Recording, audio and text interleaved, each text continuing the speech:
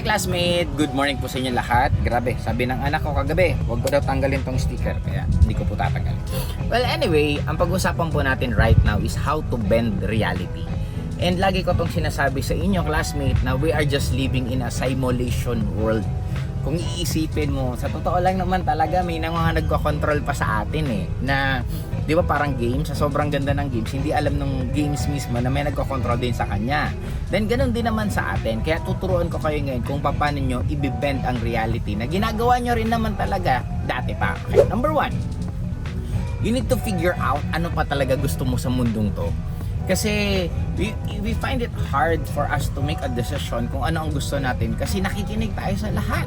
And syempre, simula bata hanggang paglaki, may magulang, may religion, may government, may kaibigan, may school, ang daming nakikialam ng gusto natin sa buhay. Kaya nandun sa point na nagkakagulo-gulo tayo, ano ba talaga gusto natin. Kaya number 1, you just need to figure out ano ba talaga gusto nyo.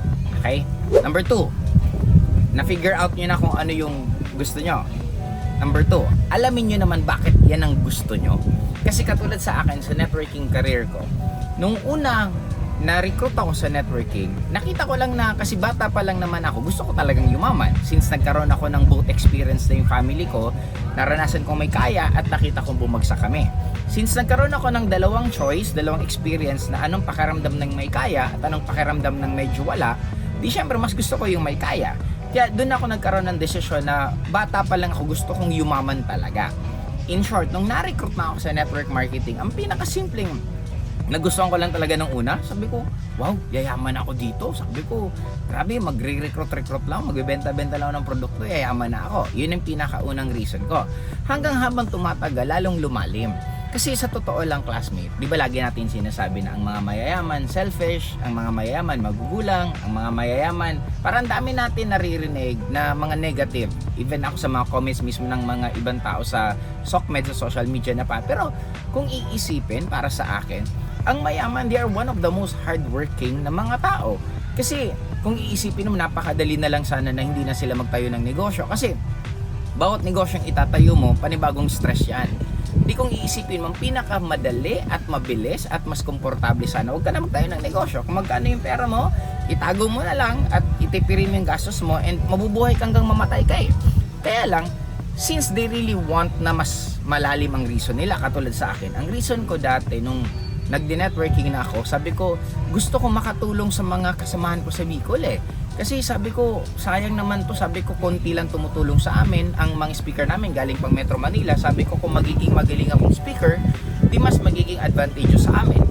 Then in short, sa kagustuhan kong tumulong ng tumulong, dun lalong maraming naging blessing sa akin. Diba, ako yung kauna-unahan, I'm proud to say that akong kauna-unahan gumagawa ng video sa online.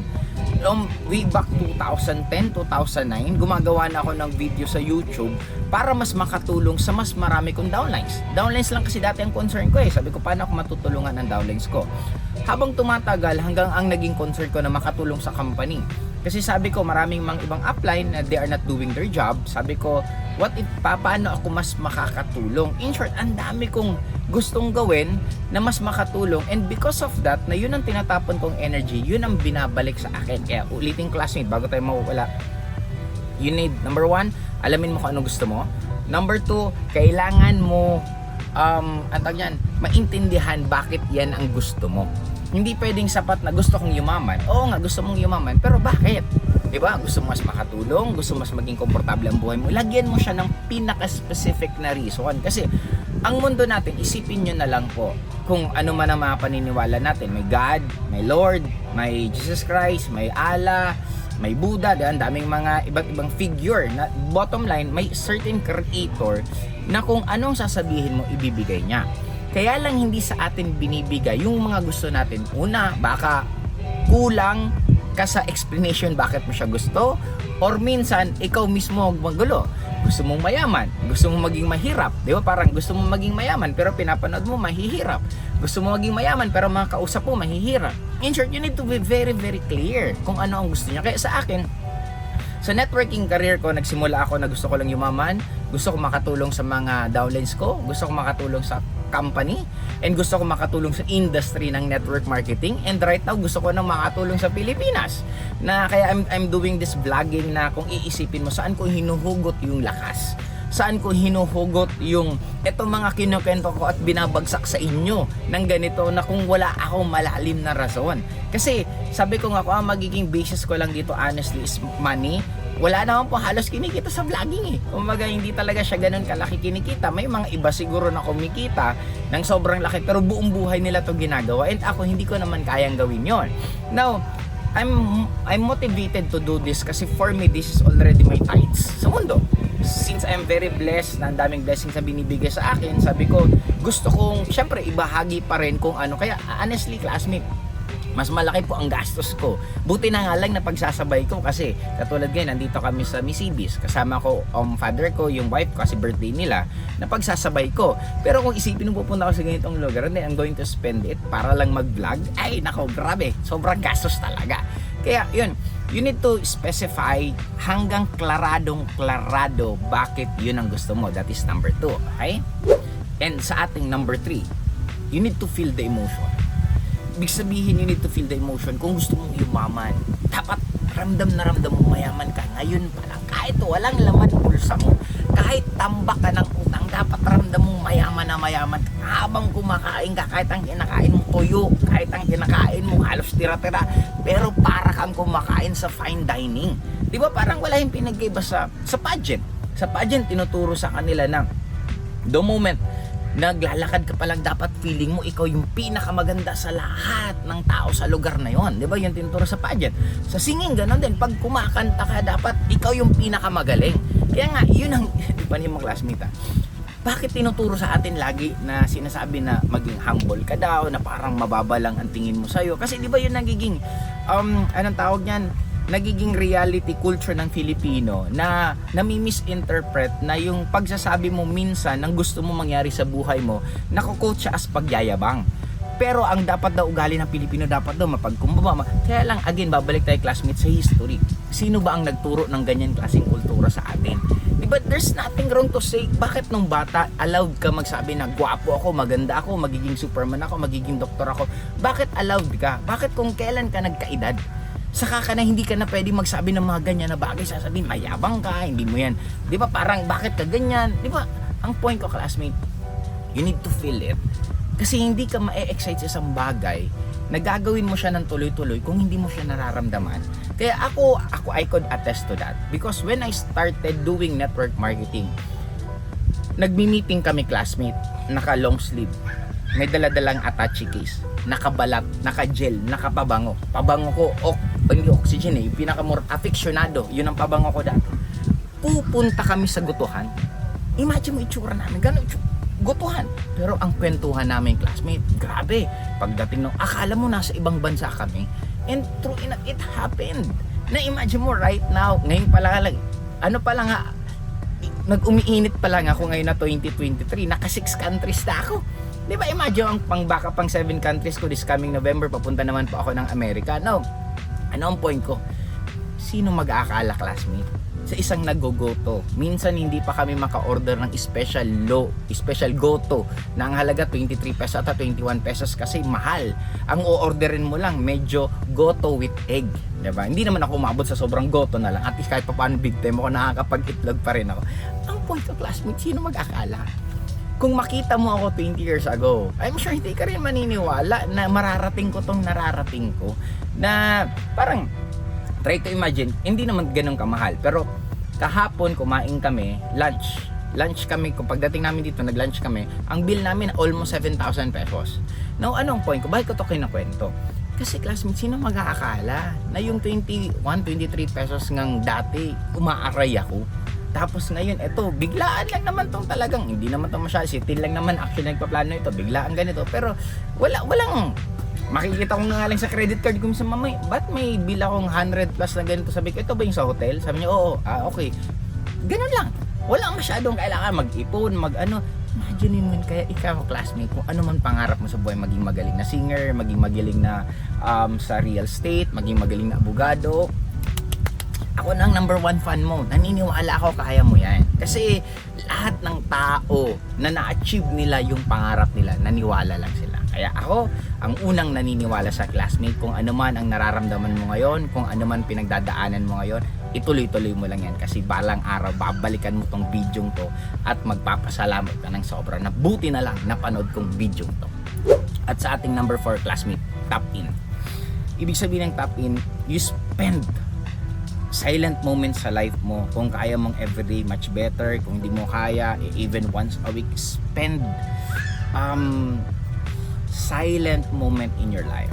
Walang cellphone, walang kaibigan, walang bisyo, walang inom, hindi pwede yan. Connect ka lang sa nature. Umupo ka lang, tahimik. Kahit may mga tao minsan magagawa mo naman yung parang bilang di ba, parang tahimik na tahimik, pero kahit maingay, tap in ka sa source. Kasi si source ang nagbibigay ng lahat ng ideas na kailangan mo para makuha mo yung gusto mo.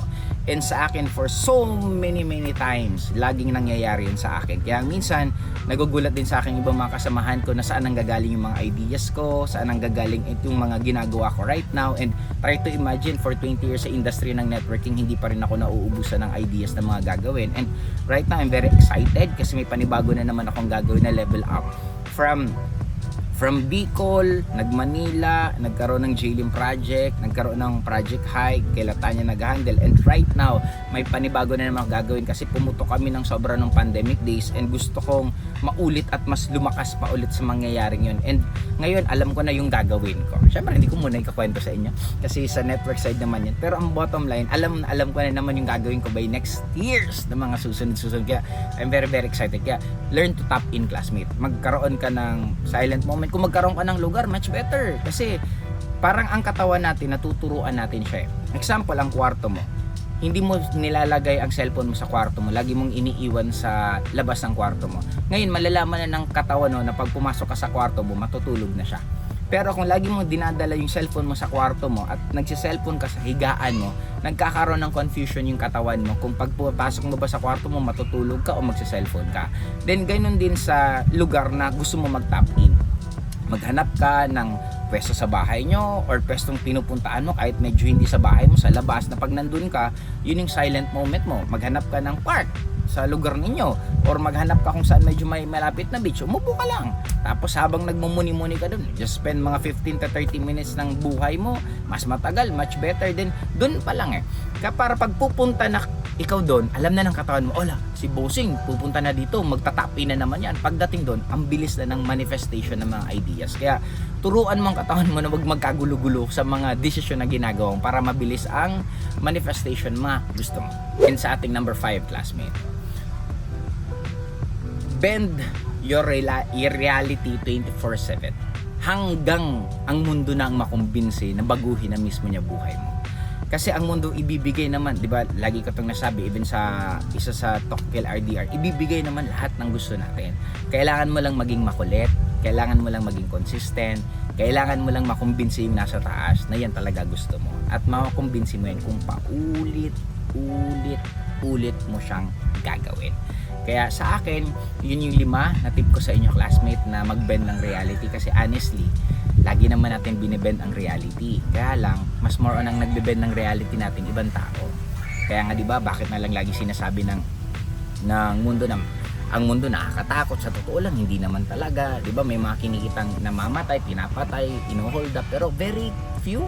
I-compute mo gaano karami ang tao sa mundong to at gaano karaming nangyari ganyan. Sobrang konti lang.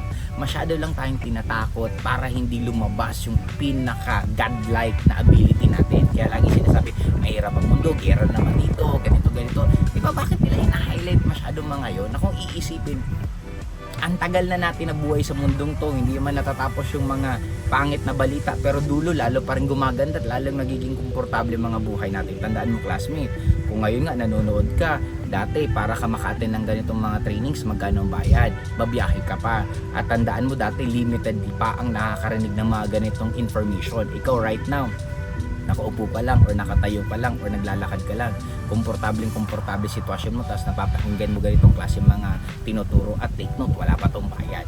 Kaya para sa aking classmate, we need to spread positivity, we need to vibrate in a higher vibration kasi napakaganda naman talaga sa mundong to. Bakit maganda ang mundong to? Kasi makukuha mo lahat ng gusto mo as long as na magiging consistent ka lang, yan ang gusto mo. Kaya para sa akin, excited ako sa pag-bend mo ng reality. Magtulungan tayo na i-bend natin lalo ang reality ng mundong to na mas manaig at mas manalo ang mga positive na tao rather than sa mga sinasabi nilang negativity. Okay, Docs? Kaya dito na muna ako. Bye-bye!